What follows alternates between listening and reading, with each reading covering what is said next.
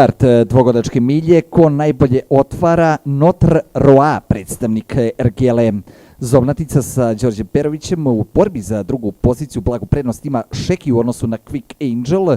Quick Angel četvrta, sada već treća, i za nje je Svetlica sa Rizvanom Sakićem.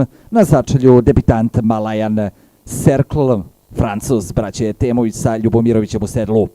Notre Roi, mnogi su prognozirali završni duel između Notre Roi i Quick Angel, druga pozicija za Šekija i Milana Nikolića, skoro pa poravnati Quick Angel i Šeki. Quick Angel iznutra sad ima blagu prednost u odnosu na Šekija, čelo za Notre Roi, on ima dužinu i po prednosti u odnosu na Quick Angel, Šeki treći, četvrta Svetlica, peti Malajan Cercle. Dvogodačka milja, može li Quick Angel do šeste pobede iz 7 nastupa ili Notre Roi do druge u karijeri sa Kristijanom Njezim ostvario prvu.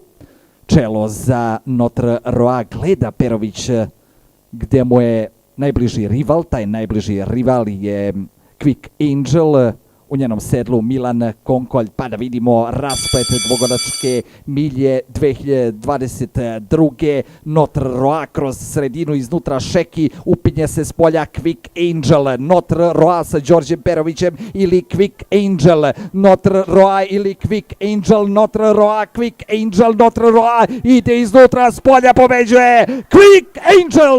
Druga pozicija Notre Roi, treća Svetlica, četvrti Šeki.